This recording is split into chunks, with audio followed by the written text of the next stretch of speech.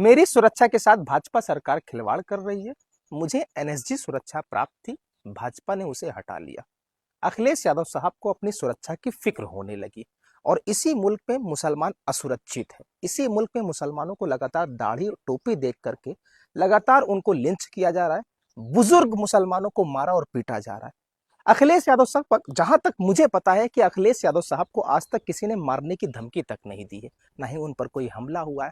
लेकिन इसी मुल्क में, इसी प्रदेश में लगातार मुसलमानों को, अभी हाल ही का मामला बदायूं में, जहां बुजुर्ग मुसलमानों को दाढ़ी और टोपी देख करके एक गुंडा उन्हें मार रहा है और पीट रहा है। और जब पत्रकार ने अखिलेश यादव साहब से सवाल किया कि बदायूं में ऐसा हुआ कि एक बुजुर्ग मुसलमान को दाढ़ी और टोपी देख करके, उसकी शनाख्त देख करके उसको मारा जा रहा है, तो साहब जवाब ये दे रहे हैं कि ये बीजेपी की साजिश है, बीजेपी ऐसा वीडियो बनाती है और सोशल मीडिया पर डालती है।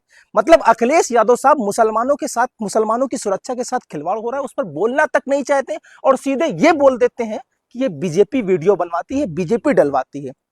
साहब, इस मुल्क में मुसलमान सिर्फ आपका वोट बैंक बन करके रह गया। आप सिर्फ उसका वोट लेंगे, उस पर लगातार हमले होंगे, उसके दाढ़ी और टोपी देख करके उसे मारा जाएगा, और जब पत्रकार सवाल करेगा तो आप सिर्फ ये कह करके निकल जाएंगे कि भाजपा वीडियो बनवाती है, भाजपा वीडियो शेयर करवाती है, ये भाजपा का काम है। पत्रकार का जवाब तक नहीं, कम से कम कुछ तो लब खोलते हैं। लेकिन शफीकुल मुल्क साहब, आप नहीं बोलेंगे।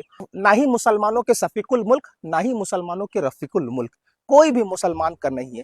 मुसलमान का अगर इस वक्त कोई है तो आप समझ जाइए, आप इस वक्त समझिए, आपके हक में कोई बोलने वाला नहीं है। अखिलेश यादव साहब को अपनी सुरक्षा का खतरा, सुरक्षा की फिक्र हो रही है, और मुसलमानों की सुरक्षा, जिसने 95% वोट दिया, लब तक नहीं खुल रहे। बाकी आप समझदार हैं।